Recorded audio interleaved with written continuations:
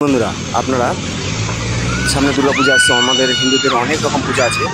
কেউ পূজাতে রিস্ক নিয়ে চাঁদা উঠাবেন না। চাঁদা উঠালে নিজের জীবনের দায় নিতে হবে। ড্রাইভারদের সাহসের সাহসের ইয়ে নিয়েন না। ড্রাইভারদের বহুত সাহস, ড্রাইভারদের অনেক সাহস। আপনাদের রিকোয়েস্ট করছি, ড্রাইভারদের সাহসের পরীক্ষা নিতে গিয়ে আপনাদের জীবন হারায়েন না। কারণ আপনাদের মতো আমাদের হিন্দু সমাজে চাঁদা ওঠানোর জুলুমের শিকার হয়ে হয়ে হয়ে ড্রাইভারের মাথা কিন্তু অনেক সময় খারাপ হয়ে থাকতে পারে।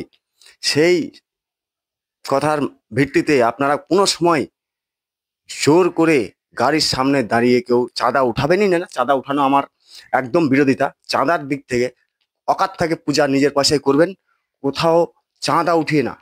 আর শুরু সে ভালোবেসে কারো কাছে চাঁদা চেলেন, যা যা দিবে আপনাকে সেটাই নেওয়া উচিত।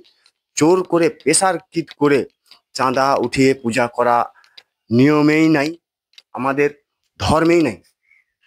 আপনারা যেভাবে প্রেসার কিট করে গাড়িওয়ালাদের কাছ থেকে কেন, সাধারণ দোকানদারের কাছ থেকে কেন, যেখানে অ্যাসোসিয়েশন থেকে কেন, সব জায়গার কথা বলছি, কোথাও থেকে জোর করে প্রেসার কিট করে চাঁদা উঠাবেন না দয়া করে প্লিজ। আপনারা ভালোবেসে যেটা দেয় পূজার নামে, যেটা কেউ দিতে চাইলে অবশ্যই নেবেন, কিন্তু জোর করে না। আপনার দোকান ভেঙে দেবো, না হয় আপনাকে মেরে দেবো। এইভাবে চাঁদা উঠিয়ে পূজা করে আপনার কোনো লাভ হবে না। গাড়িওয়ালার কাছ থেকে আপনি 50 টাকার জায়গায় 100 টাকা চাচ্ছেন, 100 জায়গায় 50 দিতে পারছে, জোর করে না। গাড়ি সাইড করে রাখেন, আপনার কোন বাপ আছে ডাকেন।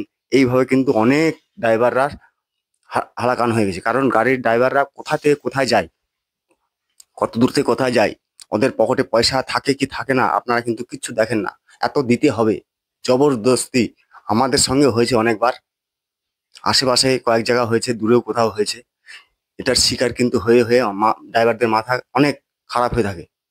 সেই জন্যই আপনাদের বলছি, কেউ রিস্ক নিয়ে এইভাবে গাড়ির সামনে আপনারা যাবেন না। ধন্যবাদ।